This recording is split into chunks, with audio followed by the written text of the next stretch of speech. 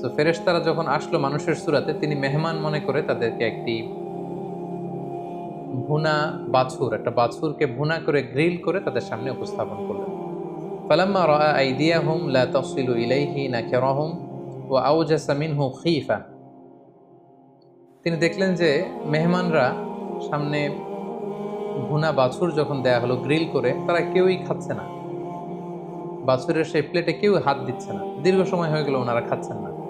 এটা দেখে ইব্রাহিম আলাইহিস সালাম ভয় পেয়ে গেলেন। তিনি ভাবলেন যে এরা ডাকাত দল না তো? কারণ তখনকার সময়ে ডাকাতরা অনেক সময় ছদ্মবেশে ঘরে প্রবেশ করত। তিনি ভাবলেন যে তারা কোনো ক্ষতি করবে না তো? তো ইব্রাহিম আলাইহিস সালাম যখন একটু চিন্তিত হলেন, বিচলিত হলেন, এটা যখন ফেরেশতারা বুঝতে পারলো, ক্বালু লা তাখাফ ইন্না উরসিলনা ইলা কওমি লূত। ফেরেশতারা বলল যে আপনি ভয় পাবেন না। আসল ব্যাপারটা আমরা খুলে বলছি, আমরা আসলে আল্লাহর পাঠানো ফেরেশতা। সাইয়্যিদুনা ইসহাক আলাইহিস সালাম কালামুল্লাহ মাজিদে বর্ণিত 25 জন নবীর মধ্য থেকে উনি একজন অন্যতম নবী। তিনি ছিলেন ইব্রাহিম আলাইহিস সালামের ছোট সন্তান এবং তিনি ছিলেন ইব্রাহিম আলাইহিস সালামের প্রথমা স্ত্রী সারার গর্ভজাত একমাত্র পুত্র, যিনি ইসমাঈল আলাইহিস সালাম থেকে বয়সে 14 বছরের ছোট। এবং ইসহাক আলাইহিস সালামের জন্মের সুসংবাদ আল্লাহ তাআলা ফেরেশতাদের মাধ্যমে ইব্রাহিম আলাইহিস সালামকে জানিয়েছিলেন এবং এই কথাগুলো খুব অত্যন্ত আকর্ষণীয় ভঙ্গিতে কালামুল্লাহ মাজিদের বিভিন্ন সূরাতে উল্লেখ হয়েছে। সে ব্যাপারে আমরা শুনবো ইনশাআল্লাহ। আল্লাহ তাআলা ইসমাঈল আলাইহিস সালামকে দিয়ে যেমনি মক্কাতে তাওহীদের দাওয়াতকে তিনি ছড়িয়ে দিয়েছেন, অনুরূপভাবে ওনার ছোট ভাই ইসহাক আলাইহিস সালামকে নবুয়ত দেওয়ার মধ্য দিয়ে তিনি শাম দেশের বিস্তীর্ণ এলাকাতে তাওহীদের বাণীকে ছড়িয়ে দেওয়ার ব্যবস্থা করেছিলেন। এবং সবচেয়ে মজার ব্যাপার হচ্ছে, এই পৃথিবীতে ইসহাক আলাইহিস সালাম হচ্ছেন এমন একজন নবী যিনি নিজে নবী, ওনার পিতা নবী, ওনার ভাই নবী, ওনার ছেলেও নবী। অর্থাৎ এরকম কোন নবী পৃথিবীতে খুঁজে পাওয়া যাবে না যার চারদিকেই শুধু নবী। ইসহাক আলাইহিস সালামের পিতা ইব্রাহিম আলাইহিস সালাম নবী, ইসহাক আলাইহিস সালাম নিজে নবী, ওনার আপন ভাই ইসমাঈল আলাইহিস সালাম নবী এবং ওনার সন্তান ইয়াকুব আলাইহিস সালাম তিনি আল্লাহর নবী। এজন্য আল্লাহ রাসূল সাল্লাল্লাহু আলাইহি ওয়াসাল্লাম সহিহ বুখারীর বর্ণনায় এসেছে যে ওনার 4টি জেনারেশনকে তিনি সম্মানিত 4টি জেনারেশন বলে উল্লেখ করেছেন এবং তাদেরকে তিনি করিম বলে অভিহিত করেছেন। তিনি বলেছেন আল করিম ইবনুল করিম ইবনুল করিম ইবনুল করিম ইউসুফ ইবনে ইয়াকুব ইবনে ইসহাক ইবনে ইব্রাহিম আলাইহিমুস সালাম। অর্থাৎ এই জেনারেশনের 4টা জেনারেশনকে আল্লাহ রাসূল সাল্লাল্লাহু আলাইহি ওয়াসাল্লাম সম্মানিত জেনারেশন করিম বলে তিনি উল্লেখ করেছেন। তিনি বলেছেন ইউসুফ তিনি একজন করিম, যিনি ইয়াকুব আলাইহিস সালামের সন্তান, তিনি হচ্ছেন আল করিম। তিনি হচ্ছেন ইসহাক আলাইহিস সালামের সন্তান, তিনিও আল করিম। তিনিও ইব্রাহিম আলাইহিস সালামের সন্তান। অর্থাৎ করিম ইবনুল করিম ইবনুল করিম ইবনুল করিম, 4টি সম্মানিত জেনারেশন। ফেরেশতা পাঠিয়ে আল্লাহ তাআলা ইসহাক আলাইহিস সালামের জন্মের সুসংবাদ দিয়েছে, আমরা শুরুতে বলেছি। সেই সুসংবাদ দেওয়ার ব্যাপারটি কেমন ছিল আমরা সরাসরি কোরআন থেকে শুনবো। সূরা হুদে আল্লাহ তাআলা ইরশাদ করছেন, ওয়ালাকাদ জাআত রুসুলুনা ইব্রাহিমা বিল বুশরা ক্বালু সালামা। আল্লাহ তাআলা ইব্রাহিম আলাইহিস সালামের কাছে সুসংবাদ পাঠিয়েছেন। আল্লাহ তাআলা যে ইসহাক আলাইহিস সালামকে দান করবেন, এই সুসংবাদ পাঠানোর জন্য তিনি একদল ফেরেশতাকে পাঠালেন। তারা এসে ইব্রাহিম আলাইহিস সালামকে সালাম দিল। ক্বালা সালাম, ইব্রাহিম আলাইহিস সালাম সালামের উত্তর দিলেন। ফামা লাবিসা আন জাআ বিআজলিন হানিফ। আমরা জানি যে ইব্রাহিম আলাইহিস সালাম অত্যন্ত অতিথি পরায়ণ একজন নবী ছিলেন। তিনি মেহমানদেরকে খুব পছন্দ করতেন, মেহমানদেরকে খাওয়াতে পছন্দ করতেন। সো ফেরেশতারা যখন আসলো মানুষের সূরাতে, তিনি মেহমান মনে করে তাদেরকে একটি ভুনা বাছুর, একটা বাছুরকে ভুনা করে গ্রিল করে তাদের সামনে উপস্থাপন করলেন। ফালাম্মা রাআ আইদিয়াহুম লা তাসিলু ইলাইহি নাকিরাহুম ওয়া আওজাসা মিনহু খীফা। তিনি দেখলেন যে মেহমানরা সামনে ভুনা বাছুর যখন দেয়া হলো গ্রিল করে, তারা কেউই খাচ্ছে না। বাছুরের সেই প্লেটে কেউ হাত দিচ্ছে না। দীর্ঘ সময় হয়ে গেল ওনারা খাচ্ছেন না। এটা দেখে ইব্রাহিম আলাইহিস সালাম ভয় পেয়ে গেলেন। তিনি ভাবলেন যে এরা ডাকাত দল না তো? কারণ তখনকার সময়ে ডাকাতরা অনেক সময় ছদ্মবেশে ঘরে প্রবেশ করত। তিনি ভাবলেন যে তারা কোনো ক্ষতি করবে না তো? তো ইব্রাহিম আলাইহিস সালাম যখন একটু চিন্তিত হলেন, বিচলিত হলেন, এটা যখন ফেরেশতারা বুঝতে পারলো, ক্বালু লা তাখাফ ইন্না উরসিলনা ইলা কওমি লূত। ফেরেশতারা বলল যে আপনি ভয় পাবেন না। আসল ব্যাপারটা আমরা খুলে বলছি, আমরা আসলে আল্লাহর পাঠানো ফেরেশতা। লূত আলাইহিস সালামের কওমকে ধ্বংস করে দেবার যে ঘোষণা, এটা নিয়ে আমরা এসেছি। তার আগে আপনাকে একটা সুসংবাদ আমরা শুনিয়ে যাব।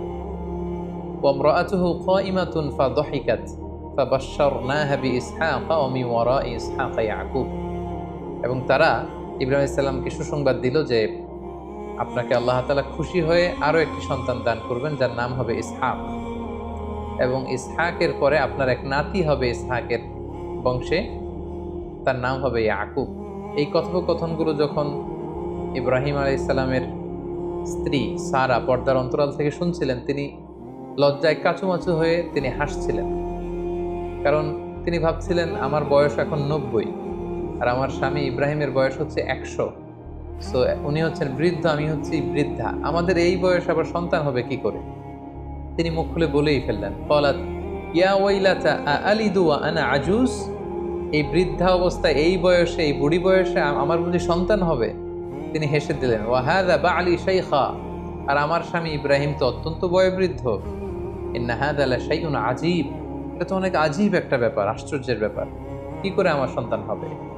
ক্বালু, ফেরেশতারা বলল, তা'জাবিনা মিন আমরিল্লাহ, আল্লাহর কোনো আদেশে, আল্লাহর কোনো ব্যাপারে আপনি আশ্চর্য হচ্ছেন? আল্লাহর পক্ষে তো সবই সম্ভব। রাহমাতুল্লাহি ওয়া বারাকাতুহু আলাইকুম আহলাল বাইত, আপনাদের পুরো ফ্যামিলির উপর আল্লাহ তাআলার রহমত এবং বরকত। ইন্নাহু হামিদুম মাজিদ, নিশ্চয়ই তিনি প্রশংসিত, তিনি মহিমান্বিত। তো এভাবে ফেরেশতা পাঠিয়ে একজন সন্তান যে আল্লাহ তাআলা দান করবেন, ফেরেশতা পাঠিয়ে তিনি চমৎকার ভঙ্গিতে আগাম সুসংবাদ দিয়েছেন। আল্লাহ বলেছেন যে, হে ইব্রাহিম, তুমি তোমার সন্তান ইসমাইলকে কুরবানি করার জন্য উদ্ধত হয়েছিলে, খুশি হয়ে তোমাকে আমি আরো একটি সন্তান দান করলাম, যার নাম হবে ইসহাক। এবং অন্য একটি আয়াতে সূরাতুল আম্বিয়াতে আল্লাহ ইরশাদ করছেন, ওয়া ওয়াহাবনা লাহু ইসহাক ওয়া ইয়াকুবা নাফিলাতান ওয়া কুল্লান জাআলনা সলিহিন। অর্থাৎ, হে ইব্রাহিম, আপনি যখন সন্তান চেয়েছিলেন, দোয়া করেছিলেন, আমি ইসমাইলকে দান করেছি। কিন্তু ইসহাকের জন্য কিন্তু আপনি দোয়া করেননি, বরং এটাকে আমি অতিরিক্ত নাফিলাতান লাক, ইসহাককে আমি আপনার জন্য দান করছি অতিরিক্ত হিসেবে, এবং ইসহাকের সন্তান হবে ইয়াকুব। এগুলো সবগুলোই হচ্ছে অতিরিক্ত, একটা স্পেশাল মার্সি এবং ব্লেসিংস আপনার প্রতি। ওয়াজআলনাহুম আইম্মাতান ইয়াহদুন, এবং তাদেরকে I am gonna make them leader of the উম্মাহ, গোটা উম্মার তারা লিডার হবে, তারা গোটা বিশ্বের মানুষকে হেদায়েতের বাণী দিয়ে আলোকিত করবে। এবং সাইয়েদনা ইব্রাহিম আলাইহিস সালাম যখন এই সুসংবাদ শুনলেন, তিনি অত্যন্ত খুশি হলেন, পাশাপাশি তিনি অ্যামেজড হলেন, অবাক হলেন যে আমি 100 বছর বয়স, আল্লাহ তাআলা আবার আমাকে সন্তান দিবেন। তিনি শুকরিয়া আদায় করলেন। তিনি বললেন, আলহামদুলিল্লাহিল্লাযী ওয়াহাবা লি আলাল কিবারি ইসমাঈল ওয়া ইসহাক ইন্না রাব্বী লাসামিউদ দুআ। প্রশংসা সেই সত্তার, সে আল্লাহর, যিনি এই বুড়ো বয়সে, বার্ধক্যে উপনীত অবস্থায় তিনি আমাকে দুটি সন্তান দিচ্ছেন। ইসমাইলকে তো দিয়েছেন, তার 14 বছর পরে তিনি ইসহাককে দান করার এই সুসংবাদ তিনি আমাকে শোনাচ্ছেন।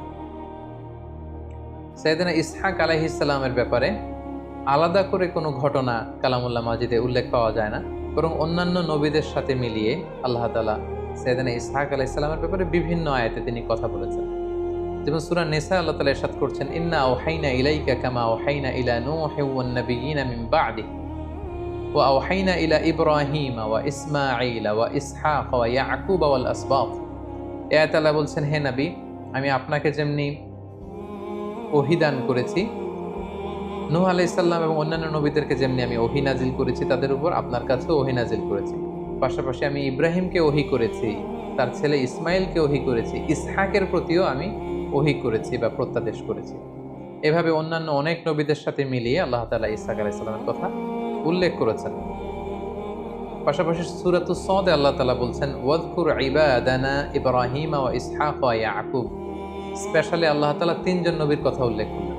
আল্লাহ বললেন, হে নবী, আপনি আপনার কোরআনে এবং কুরাইশদের কাছে আমার বিশেষ 3 জন নবীর কথা উল্লেখ করুন।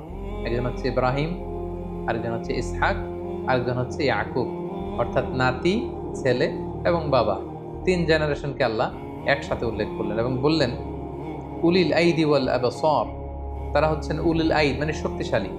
এই 3 জন নবী কোন দিক থেকে শক্তিশালী? আল্লাহর আদেশ বাস্তবায়নে তারা খুব শক্তিশালী ছিলেন।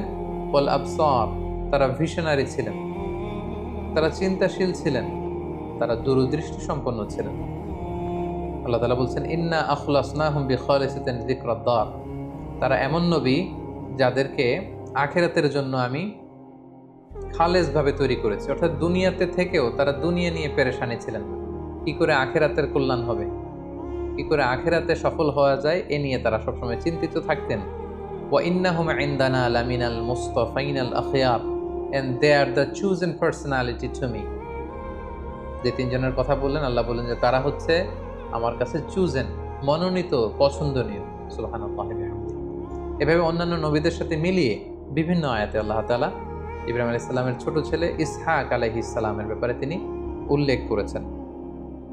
ইসহাক আলাইহিস সালামের দাওয়াতি কাজের ব্যাপারে যদি কথা বলতে হয় তাহলে আমরা বলবো যে তিনি শাম দেশে, মানে ফিলিস্তিনের বিস্তীর্ণ এলাকায়, সেখানকার অধিবাসীদের মাঝে তিনি তাওহীদের দাওয়াত দেন, রিসালাতের দাওয়াত দেন, আখিরাতের দাওয়াত দেন, এবং সেখানকার অধিবাসীদের মাঝে তার বাবা ইব্রাহিম আলাইহিস সালামের রেখে যাওয়া মিল্লাতে ইব্রাহিম এবং দ্বীনে হানিফের তিনি আবাদ করেন।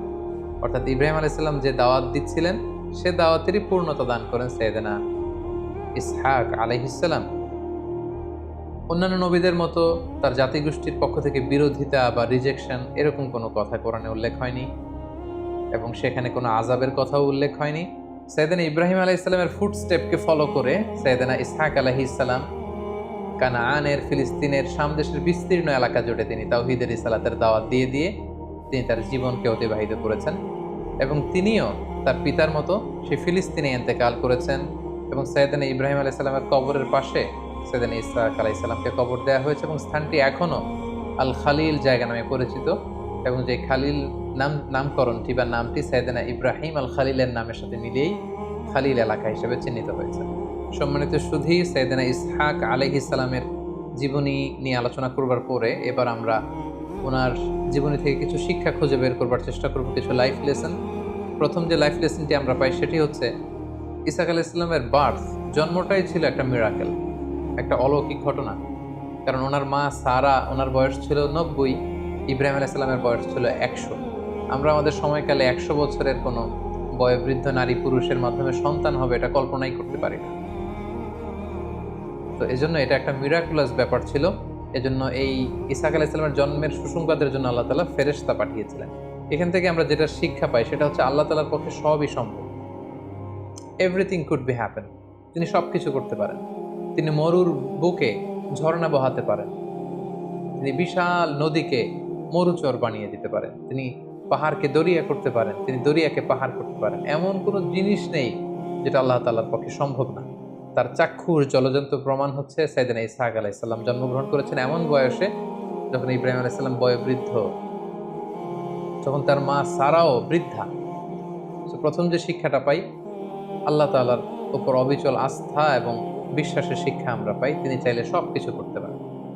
দ্বিতীয় যে শিক্ষাটি আমরা পাই সেটা হচ্ছে বিশ্বাসী হিসেবে আমাদের কখনো হতাশ হওয়া ঠিক না।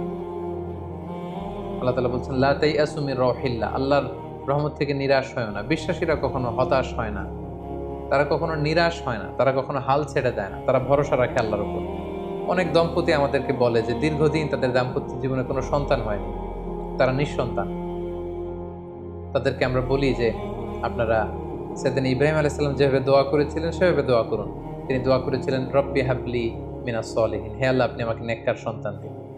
পাশাপাশি জাকারিয়া আলাইহিস সালামের একটি দোয়া রয়েছে, তিনি আল্লাহ তাআলার কাছে দোয়া করেছিলেন রব্বি লা তাযারনি ফারদাও ওয়া আনতা খায়রুল ওয়ারিসিন, অর্থাৎ হে আল্লাহ আপনি আমাকে নিঃসন্তান বানিয়ে রাখবেন না, কারণ আপনিই তো উত্তরাধিকারী দানকারী। সো এই দুটি দোয়ার কথা আমরা সে সমস্ত দম্পতিদেরকে সাজেস্ট করে থাকি যাদের দীর্ঘদিন চেষ্টা করে যাওয়ার পরও যাদের সন্তান হয়নি। আমরা বলবো আপনারা এই দোয়াটি পড়ুন।